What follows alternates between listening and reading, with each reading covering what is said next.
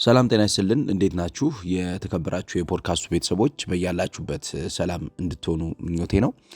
አብራችሁን ቆይታ እያደረጋችሁ ስላለ እጅግ አድርጌ ከልብ አመሰግናለሁ። የአውሮፓ ትልልቅ ሊግ ጨዋታዎች ይመለሳሉ። በዚህ ሳምንት የሚደረጉ ተጠባቂ ጨዋታዎች አሉ። እነኚህን ጨዋታዎች እንመለከትና በተለይም ደግሞ ዲቴይል የምንመለከታቸው በዝርዝር የምናያቸው ጨዋታዎች ደግሞ ይኖራሉ። ከነኚህ ጨዋታዎች መካከል ነገ የሚደረገው የአርሰናልና የማንቸስተር ዩናይትድ ጨዋታ ይገኝበታል። ማንቸስተር ዩናይትድ አሰልጣኝ ማይክል ካሪክን ከቀጠረ በኋላ ለውጦችን ይፈልጋል። በመጀመሪያው ጨዋታ እንግዲህ ማንቸስተር ሲቲን አሸንፏል። የማንቸስተር ሲቲው ድል ግን መቀጠል ይኖርበታል። የዩናይትድ ቤተሰቦች ይህንን ይፈልጋሉ። ነገር ግን የሚገጥመው ደግሞ በሲዝኑ በጣም ጠንካራው የሆነውን ፈታኝ የሚባሉ የጨዋታ ቀናቶችን ለብዙ ቡድኖች እየሰጠ የሚገኘውን አርሰናልን ነው የሚገጥመው። አርሰናል በሚኬል አርቴታ ስር እንግዲህ ዘንድሮ በጣም ጥሩ ጉዞ እያደረገ ነው የሚገኘው። ከስኳድ ዴፕዝ አንጻር፣ ከሜዳ ላይ ለቡድኖች ከሚሰጠው የጨዋታ ትርጉም፣ የጨዋታ ትንታኔ፣ የጨዋታ ብልጫ አንጻር የተለየ የሚባል ቡድን ሆኗል። ትልልቅ የሚባሉት የሊጉ ቡድኖችም ከአርቴታ ጋር በሚያደርጓቸው ጨዋታዎች ፈታኝ የሆኑ ጊዜዎችን እያሳለፉ ነው የሚገኙት። ማንቸስተር ዩናይትድም እንዲሁ ነገ በሚያደርገው ጨዋታ ከአርሰናል ጋር ቀላል የጨዋታ ጊዜ ይኖረዋል ተብሎ አይጠበቅም። ይሄ ከዚህ በፊት እንደነበረው አርሰናል አይደለም የነገው ተጋጣሚ አርሰናል የሚሆነው።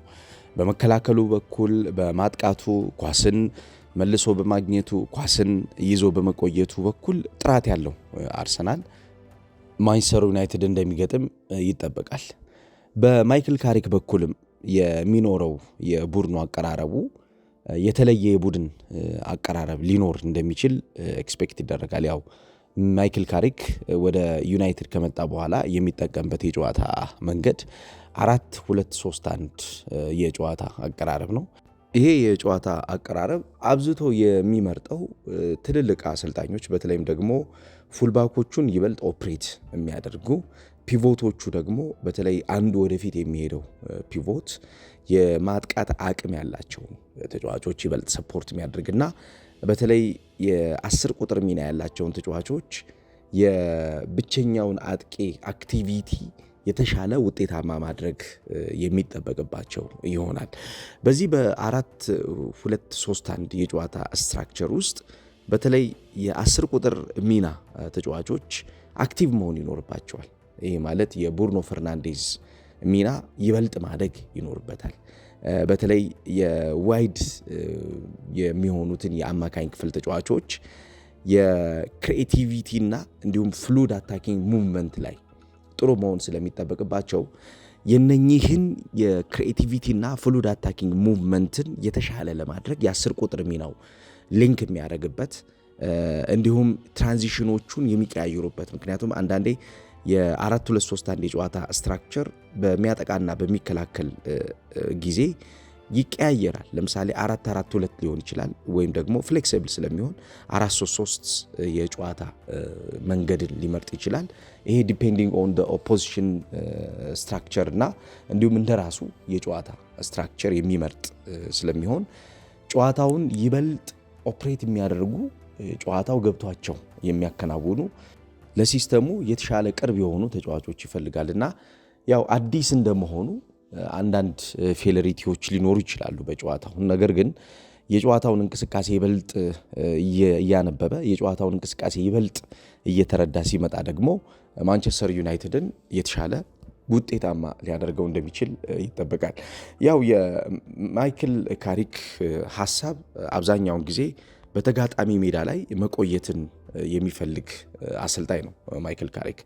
ይህ የተጋጣሚ ሜዳ ላይ የመቆየት ሐሳቡ አብዛኛውን ጊዜ በተጋጣሚ ሜዳ ላይ የሚፈጠሩ ስህተቶችን ማክሲማይዝ የማድረግ እቅድ ያለው ነው። በተለይ ፎርሜሽኖቹና ቢልዳፖቹ የመጨረሻ የማጥቃት እንቅስቃሴውን የመወሰን እድላቸው ከፍተኛ እንደሆኑ ያምናል።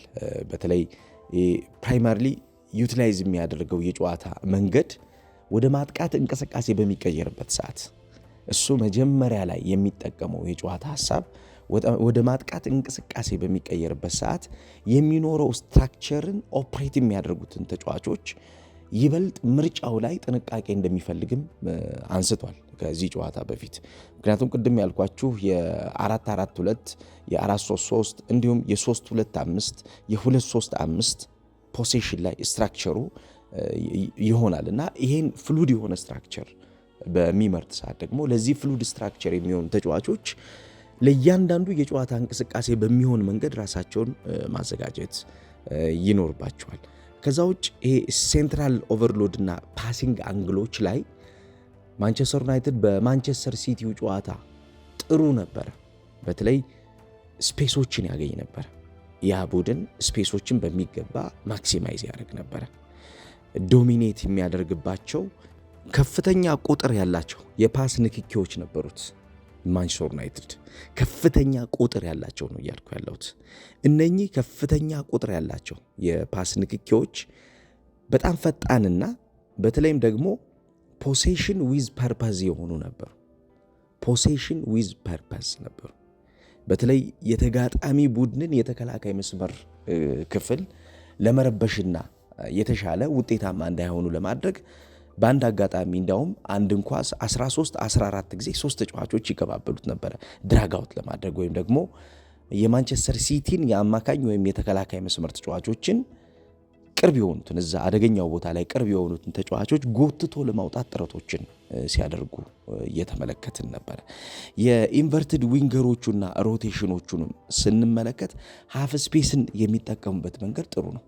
የሃፍ ስፔስ አጠቃቀም እንደምታውቁት በተጫዋቾች አእምሮ ልክ ነው የሚሰራው።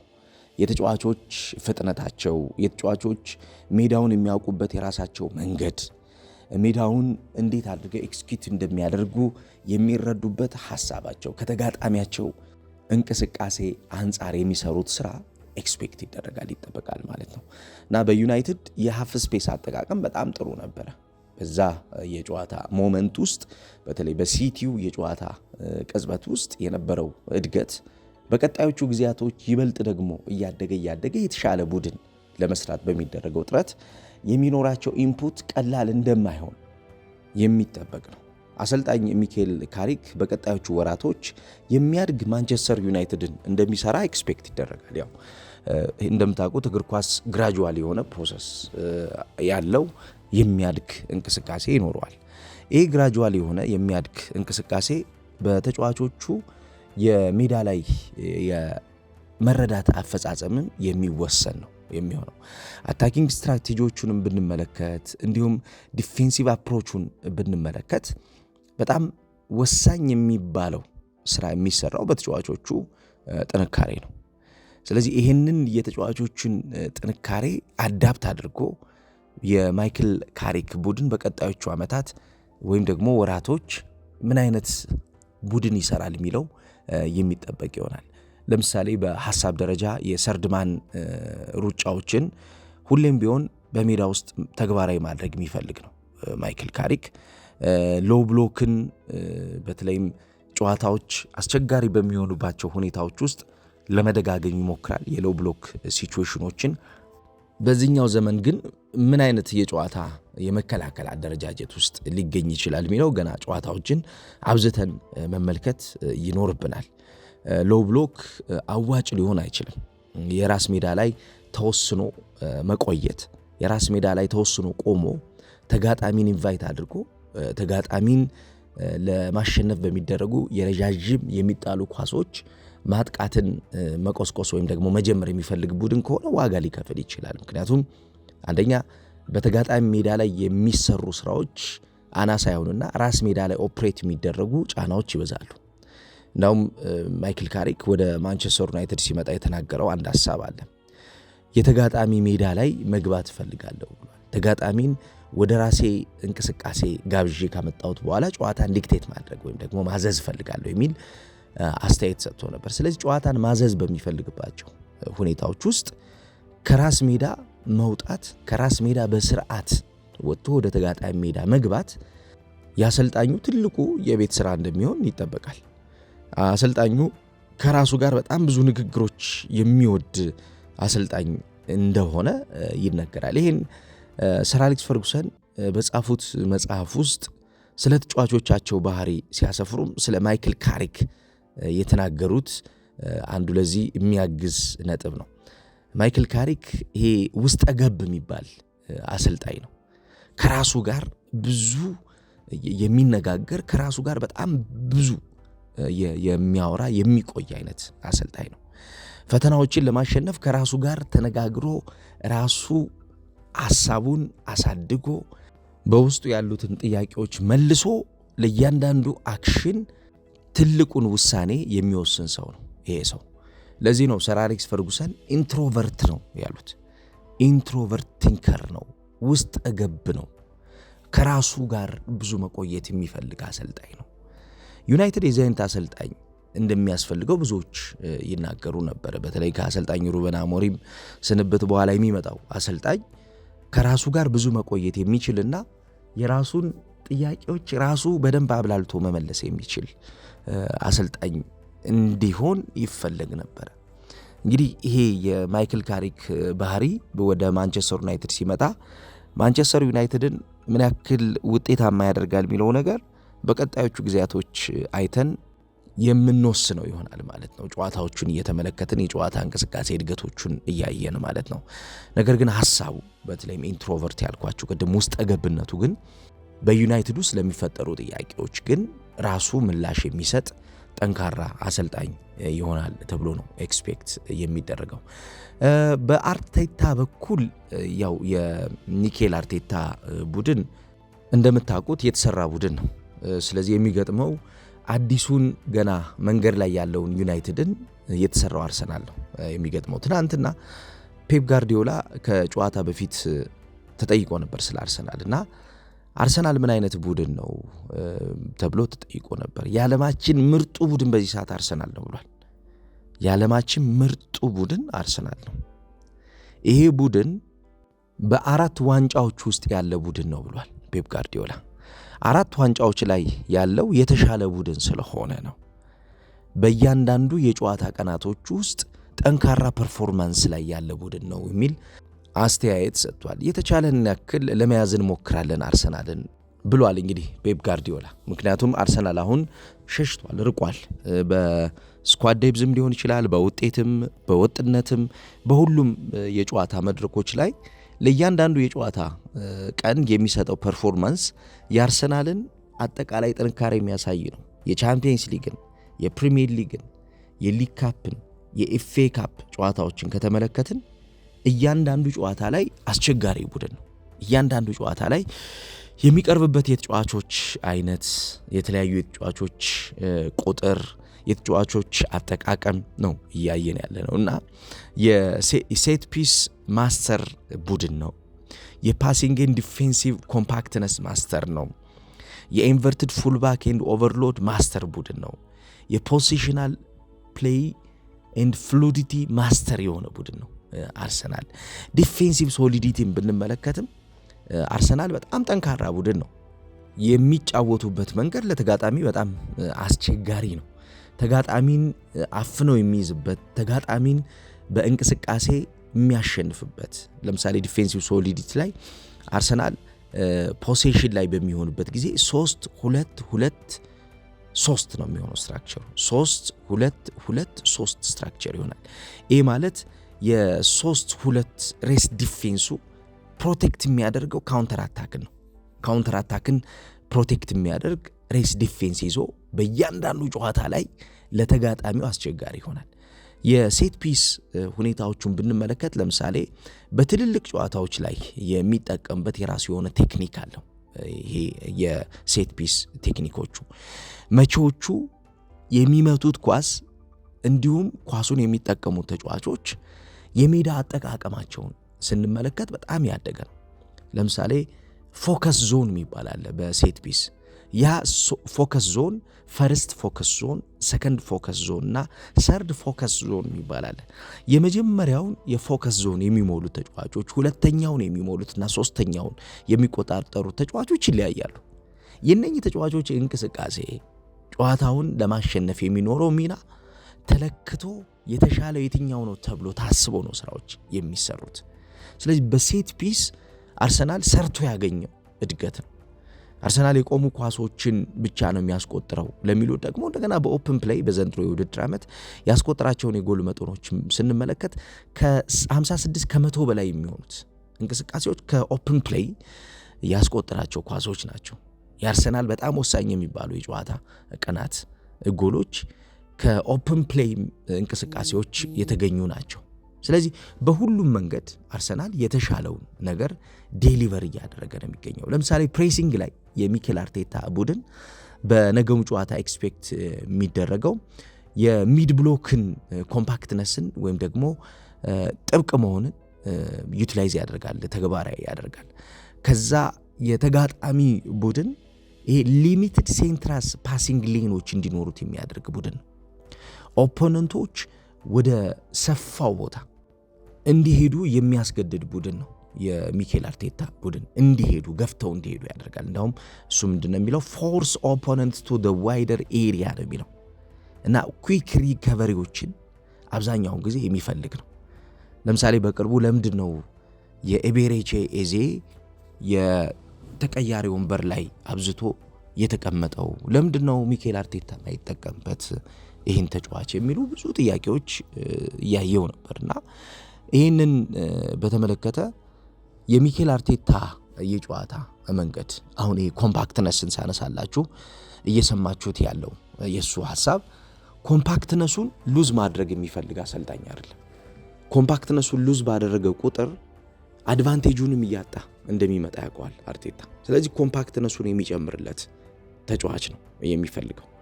ኩዊክ ሪከቨሪ ላይ በጣም ጥሩ የሆነ ጥብቅ የሆነ ኩዊክ ትራንዚሽኖች ላይ ንቁ የሆነ እነኚህ በሪከቨሪዎቹና በሽግግሮቹ ላይ የተሻለ ነገር መስራት የሚችሉ ተጫዋቾች ሁሌም ቢሆን የሱ ኪ ታክቲካል ፒላር ብሎ የሚያስባቸው ሐሳቦች ላይ በጣም ወሳኙን ስራ የሚሰሩ ተጫዋቾች ናቸው። እንደምታውቁት የፖዚሽናል ፕሌይ ላይ ፍሉዲቲ እና ኮምፓክትነስ በጣም ወሳኝ ናቸው። በእያንዳንዱ ተጫዋቾች የሚሰሩ ኦፕሬሽኖች ተመሳሳይ የሆኑ ባህሪያቶች ሊኖራቸው ይገባሉ። አርቴታም በተደጋጋሚ የሚናገረው በተለይም ደግሞ የሚፈርስ ቶሎ የሚገነባ ሽግግሮችን የማይቆይ ቴምፖራሪ ሽግግሮችን ይፈልጋል። ይሄ ቴምፖራሪ ሽግግሮች በየተጫዋቾች እኩል የሚመራ ነው። በእያንዳንዱ ተጫዋች ለምሳሌ አንድ የአማካኝ ክፍል ተጫዋች የአማካኝ ክፍሉ ለመምራት የአማካኝ ክፍል ተጫዋች ብቻ መሆን አለበት ብሎ አይደለም የሚያስበው። ያ ተጫዋች የተከላካይ መስመር ተጫዋች ሊሆን ይችላል፣ የአጥቂ መስመር ተጫዋች ሊሆን ይችላል። ስለዚህ እየወረደ እየመጣ ወደ ኋላ እየተሳበ ወይም ደግሞ ከፊት የሚኖረው ሚና ሁሉ ወደ ታች ወርዶ አገልግሎት እየሰጠ ከኋላ የሚኖረው ሚናው ብቻ በቂ ነው ብሎ ስለማያስብ ወደፊት ጆይን እንዲያደርግ እያስገደደው ሙሉ ሁለንተናዊ የሚባለው የጨዋታ መንገድ ተጫዋቾቹ እንዲመርጡ፣ እንዲደጋግሙት፣ ሮቴት እንዲያደርጉ። ምክንያቱም ኤንድለስ ሰርኩሌሽን እና ሙቭመንት የሚፈልግ አሰልጣኝ ስለሚሆን በአንድ የጨዋታ ሐሳብ ወይም ደግሞ በአንድ የጨዋታ መንገድ ውስጥ መቆየትን አይፈልግም ማለት ነው። ስለዚህ የተጫዋቾች ምን ይፈልጋል ማለት ነው? እያንዳንዱን የጨዋታ ክፍል ኦፕሬት የማድረግ ያን በሚገባ የመምራት ያን በሚገባ ከራሳቸው የጨዋታ ሐሳብ ጋር መቆየትን የሚመርጥ አሰልጣኝ ነው። ያው ከየጨዋታዎቹ በፊት የሚናገራቸው ነገሮች አሉ። ለምሳሌ ትናንትና የጨዋታውን ሂደት በተመለከተ የሰጠው መግለጫ አለ። የእሁዱን ጨዋታ በተመለከተ አሁን አርሰናል ከተጫዋቾች እንቅስቃሴ ጋር በተያያዘ ያው አምና ሲቸገር የነበረው ነገር ምንድነው? ጉዳት ነው። የተጫዋቾችን እንቅስቃሴ ማክሲማይዝ ለማድረግ የተጫዋቾች ብቃት ወጥ ሆኖ እንዲቆይ ከተፈለገ ጉዳት መቀነስ ይኖርባቸዋልና ትናንት ይህንን በተመለከተ ዘንድሮ ፖዚቲቭ ስለሆነው ነገር አንስቷል። በተለይ የተጫዋቾቻችን ጉዳት ከዚህ በፊት ከነበረው አንጻር ስናየው እየቀነሰ መጥቷልና ለኛ በጣም ትልቁ ነገር ፖዚቲቭ የሆነው ነገር ይሄ ኢትስ ላይክ ኤ ፔንስል ብሏል። ይሄ ሻርፒንግ ላይክ ኤ ፔንስል። አሁን ተጫዋቾች አብዛኛውን የጨዋታ ቀን አፈጻጸማቸው ወደዛ ሌቭል እየመጣልን ነውና ዴሊቨር የሚያደርጉት ነገር ብዙ እንደሚሆን ኤክስፔክት አድርጋለሁ ብሏል። በትሬኒንግ ግራውንዶች ላይ የሚመለከተው ነገር እያስደሰተው እንደሆነ አንስቷል። የአርቴታ ሜቶዶሎጂ በተለይ የጨዋታ ሐሳብ አብዛኛውን ከተጫዋቾች ጋር ፖዚቲቭ የሆነ አፕሮችን በመፍጠር ሜዳ ላይ ተጫዋቾች የሚያውቁትን ቀላሉ ነገር እንዲያደርጉ ነው የሚፈልገው። የማያውቁትን ነገር እንዲደጋግሙ አይደለም የሚያደርገው፣ የሚያውቁትን ነገር ነው እንዲደጋግሙ የሚያደርገው። የሚያውቁትን ነገር እየደጋገሙ በሄዱ ቁጥር ሁሌም ቢሆን ሜዳ ውስጥ ለሚያጋጥማቸው ፈተና፣ ሁሌም ቢሆን ሜዳ ውስጥ ለሚያጋጥማቸው ጫና መፍትሄ እየሰጡ ይሄዳሉ ማለት ነው እና እሱም ይሄን ደጋግሞ ሲያነሳ ሜዳ ውስጥ ለሚያጋጥሙን ነገሮች በሙሉ መፍትሄ እንፈልጋለን፣ እነዛን መፍትሄዎች ተጫዋቾቼ በቀላሉ እንዲያገኟቸው ነው ልምድን ተመሳሳይ በሆነ መንገዶች ተመሳሳይ በሆነ ኢነርጂ እየሰራን ያለ ነው ብሏል። በነገራችን ላይ it's something you have to tweak constantly ነው የሚለው እና አብዛኛውን በእንቅስቃሴ የሚሰሩ ስራዎች እያስተካከልክ መሄድ አለብህ ነው። ሻርፕ መሆን አለብህ ነው። ልምምዶች፣ ትሬኒንጎች በሚገባ ኮንስተንትሊ የሚሰሩ መሆን አለባቸው ነው። it's like shaping a pencil ነው የሚለው። አልጽፍ ያለውን እርሳስ እንዲጽፍ ማድረግ ማለት ነው። እርሳሱ አለ፣ ሮ ማቴሪያሉ አለ። ነገር ግን ያ ሮ ማቴሪያል አገልግሎት መስጠት የሚችልበትን ነገር ዲዛይን የተደረገበት መንገድ ጥሩ አይደለም ማለት ነው። በደንብ እንዲጽፍ አይደለም እየተደረገ የነበረው። አሁን ሼፒንግ ዘ ፔንስል ነው የሚለው። ሻርፕ ወደሆነ ወደሚጽፍበት መንገድ ለማምጣት ነው በቡድናችን ውስጥ ተጫዋቾችንም እንደ ግል እንደ ቡድናችንንም እያደረግን ያለ ነው የሚል ሐሳብ አንስቷል። ትናንትና ልምምዶች በሙሉ አብዛኛውን የሚያደርጉት እነዚህን ሐሳቦች ታሳቢ ባደረገ መንገድ ነው የሚከናወኑት ነው የሚለው ሚኬል አርቴታ። ይሄ እያንዳንዱ የጨዋታ ቀን በተለይ በፕሪሚየር ሊግ ውስጥ ከዚህ በኋላ በሚኖረው ጫና፣ በፕሪሚየር ሊግ ውስጥ ከዚህ በኋላ በሚኖረው ሚና መደራደር የለብንም ነው የሚለው። ከዚህ በኋላ አፎርድ ማድረግ የለብንም፣ ከእጃችን የሚወጣ ነገር መኖር የለበትም። ኤቭሪ ጨዋታ ልክ እንደ ፋይናል ጨዋታ ነው የምንመለከተው ነው የሚኬል አርቴታ ሐሳብ። ተጫዋቾቹም አብዛኛውን የትሬኒንግ ቀኖቻቸው ትኩረት የሚያደርገውም ኢንጁሪ መቀነስን፣ ሎድ መቀነስን፣ በጨዋታ ቀን የጨዋታ ታክቲኮች ላይ ያላቸውን አረዳድ ሻርፕ መሆንን ማሳደግ እንደሆነ ያነሳል። በክሩሻል ሞመንቶች አሉ ይላል። እንደውም የሲዝን ክሩሻል ሞመንቶች አሉና እነዚህ የሲዝን ክሩሻል ሞመንቶች ላይ ስሊፕ አፕ ማድረግ የለብንም ነው። አሁን ላይ ምንተኛበት ምናንቀላፋበት ጊዜ አይደለም። ሚኬል አርቴታ የተጫዋቾቹን አእምሮ ይዞ የተጫዋቾቹን ስኪል ይዞ የተሻለውን ቡድን ለመገንባት በሚደረገው ሂደት ላይ የሚኖራቸው የተጫዋቾቹ አስተዋጽኦ እንዲሁ በቀላሉ የሚተረጎም አይደለም ነው የሚለው። በእርግጥም እንደ ቡድን ከተመለከትነው የሚኬል አርቴታ ቡድን አብዛኛውን እንቅስቃሴው አሁን ወደ ፍጹምነት እየቀረበ ያለ ይመስላል። ይሄ ቡድን ዘንድሮ ለቀረቡት ዋንጫዎች ዝግጁ የሆነ ቡድን እንደሚሆን ግልጽ ነው። የፕሪሚየር ሊግም የቻምፒየንስ ሊግም ጨዋታዎችን ከተመለከትን እነዚህ የፕሪሚየር ሊግ የቻምፒየንስ ሊግ ጨዋታዎች ላይ የሚኬል አርቴታው አርሰናል የቀረበ ይመስላል። ከሱ ጀርባ ያሉት ቡድኖች እነዚህን ዋንጫዎች ለማንሳት ከአርሰናል እኩል ፐርፎርም ማድረግ ይኖርባቸዋል የሚል እሳቤ ውስጥ ተወድቋል። ስለዚህ የአርሰናል የፐርፎርማንስ ሌቭል በትልልቅ ጨዋታዎች ራሱን የሚያሳይበት ራሱን የሚገልጽበት ለእያንዳንዱ ጨዋታዎች ምላሽ የሚሰጥበት መንገድ የተሻለ ያደገ እንደሆነ ማሳያ ነው። ስለዚህ የነገውም ጨዋታ እንዲጠበቅ የሚያደርገው ያ ነው። በጣም ትልልቅ የሚባሉ የጨዋታ ምሽቶች ይኖራሉ። ነገር ግን የቆየ ራይቨለሪዎች ደግሞ ትሪገር የሚያደርጉት ሐሳብ ይኖራል። ማንቸስተር ዩናይትድ ከአርሰናል ጋር በየትኛውም ሁኔታ ሲጫወት እንዲሁ ቀላል ተጋጣሚ አይደለም የሚሆነው። ማንቸስተር ዩናይትድ ካለበት ወቅታዊ ዝቅታ አንጻር አይደለም፣ ወይም ደግሞ ገና እየተገነባ ካለ ቡድን እሳቤ አንጻር አይደለም። ዩናይትድ ነው ከአርሰናል ጋር በሚጫወትበት ሰዓት፣ አርሰናል ነው ከዩናይትድ ጋር በሚጫወትበት ሰዓት። ለዚህ ነው ይሄ ጨዋታ እንዲጠበቅ የሆነው ማለት ነው። እናንተ እንዴት ኤክስፔክት አድርጉታላችሁ? እስኪ ተሳተፉበት፣ ሀሳብ አስተያየት ስጡበት፣ ሼርና ላይክ አድርጉላቸው ለሌሎች እንዲደርስ። ጥሩ ቀን ይላችሁ።